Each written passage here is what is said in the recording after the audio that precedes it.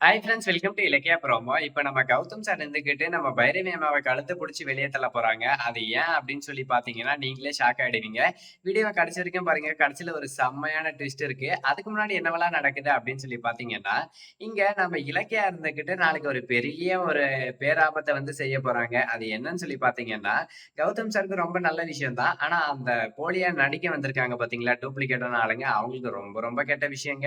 அப்படி என்னடா பண்ண போறாங்க அப்படின்னு சொல்லி கேட்டீங்கன்னா, வேற ஒண்ணுமே பண்ண போறதில்ல. அவங்கள வந்து ஒரு நைட்டு தங்க வச்சு, அடிக்கிற அடியில, உதைக்கிற உதையில உண்மைய அவங்களே வந்து ஒத்துக்கிட்டு, அவங்களே அந்த வீட்ட விட்டு ஓடி போற மாரி தான் பண்ண போறாங்க.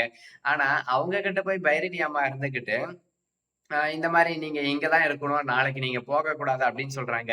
அதுக்கான ரீசன் என்னன்னாக்கா, நம்ம பைரவி அம்மா கௌதம் சார ரொம்பவே நேசிக்கிறாங்க. ரொம்ப பாசம் வச்சிருக்காங்க. அது மட்டும் இல்லாம, இப்போ கௌதம் வந்து அவங்களோட போயிட்டான்னாக்கா, நம்மளோட கனவு கோட்டை கட்டி வச்சிருக்கிற பிசினஸ் ராஜ்யமே வந்து அழிஞ்சு போயிடும். கௌதம் இல்லன்னா. நம்ம தனியாலாம் எதுவும் பண்ண முடியாது. நமக்கும் வயசாயிடுச்சு அப்படின்னு வந்து சொல்லிட்டு இருக்காங்க. அதனால பைரவி இருந்துகிட்டு அந்த அப்பா, அம்மாவையும் சேர்த்து இங்கேயே வச்சுக்கலாம். அவங்களுக்கு ஏதாச்சும் செலவானா கூட அத நம்பளே பார்த்துரலாம் அப்படின்னு வந்து சொல்றாங்க. உங்களுக்கு நாங்க எவ்வளவு பணம் வேணாலும் தர்றோம். நீங்க இங்கேயே இருந்துருங்க அப்படின்னு சொல்றாங்க. இந்த விஷயத்த கேட்கிற கௌதம் சாரு, இது அம்மா இவங்க பைரவி ஏன் இப்படி யோசிக்கணும் அப்படின்னு வந்து யோசிச்சு பார்க்குறாங்க.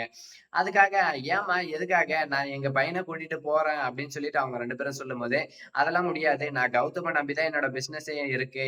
கௌதம் மட்டும் போயிட்டான்னா என் பிசினஸ் குடிமுழுகி போயிடும். அதுக்காக நீங்க இங்க இருந்து தான் ஆகணும் அப்படின்னு வந்து சொல்றாங்க. இப்பதான் கௌதம் சார் வந்து தெளிவா புரிஞ்சுக்கிறாரு. ஓஹோ! பைரவி அம்மாக்கு நம்ம மேல உண்மையான பாசம் இல்ல. ஆனா அவங்க வந்து நம்ம செய்யற பிசினஸும் நம்ம பிசினஸ் மைண்டுக்காக தான் நம்மள கூட வச்சிருக்காங்க. பாசம்ன்ற பேர்ல வேஷம் போட்டுட்டு இருக்காங்க அப்படின்னு சொல்லிட்டு நெனைக்கிறாங்க. அதனால கௌதம் சார் வந்து கன்ஃபார்ம் முடிவே பண்ணிடுறாங்க. அ இது வந்து கிடையவே கிடையாது. நம்ம வந்து ஏதாச்சும் பண்ணியே ஆகணும் அப்படின்னு சொல்லிட்டு. அப்புறம் வந்து பார்த்தீங்கன்னா, இது ஒரு பக்கம் நல்லதா மாறிடுச்சுங்களா, அதுக்கப்புறம் இலக்கியாவும் வந்து ரேவதி அம்மாக்கு ஃபோன போட்டு ரேவதி அம்மாவ தேடி கண்டுபிடிச்சு நைட்டோட நைட்டா கூட்டிட்டு வந்துடுறாங்க. கூட்டிட்டு வர்றது மட்டும் இல்லாம வசமா வந்து சிக்க வைக்கிறாங்க இந்த அப்பா, அம்மாவ. அவங்க அந்த அப்பா, அம்மா வந்துட்டு பார்த்தீங்கன்னாக்கா, வசமா சிக்கிட்டு அவங்கள அடிக்கிற அடியில, உதைக்கிற உதையில, "ஐய்யய்யோ! எங்கள விட்டுருங்க. நாங்க வந்து பஞ்ச பொழைக்க வந்தவங்க. நாங்க வந்துட்டு ஆட்டத்துல கூத்து போடுறவங்க. அவ்வளோதான் எங்களுக்கு தெரியும். மத்தபடி இந்த கௌதம் யாருன்னு எங்களுக்கு தெரியாதே. சரி அப்ப யார் இதெல்லாம் உங்கள பண்ண சொன்னது? எதுக்காக இத பண்ணீங்கன்னு கேட்கும்போது, நாங்க பணத்துக்கு ஆசைப்பட்டு தான் பண்ணோம். இதுக்கு பண்ண சொன்னதுக்கு காரணம் வந்து யாருன்னாக்கா, அ அஞ்சலி மேடம் தான் அப்படின்னு சொல்லிடுறாங்க. அவ்வளோதாங்க. அஞ்சலி, பைரவி இவங்க 2 பேருமே வீட்ட விட்டு வெளியே துரத்த போறாங்க நம்ம கௌதம் சார். அஞ்சலி பண்ணதுன்னா கூட ஒரு துரோகம்ன்னு சொல்லலாம். அஞ்சலி பண்ணது தப்புன்னு சொல்லலாம். ஆனா பைரவி பண்ணது மிகப்பெரிய துரோகங்க.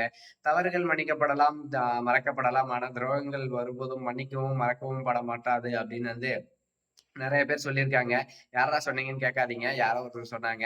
அந்த மாரி வந்து நம்ம பைரவிய இப்ப அடிச்சு தொரத்த போறாங்க நம்ம கௌதம் சார. நம்ம பைரவி வந்து கௌதம் சார அடிச்சு தொரத்துனா எனக்கு ரொம்ப சந்தோஷங்க. உங்களுக்கு சந்தோஷமா இல்லன்ட்டு கமெண்ட்ல சொல்லுங்க. இந்த வீடியோ பிடிச்சிருந்தா லைக் பண்ணுங்க. மறக்காம நம்ம சேனல சப்ஸ்கிரைப் பண்ணுங்க.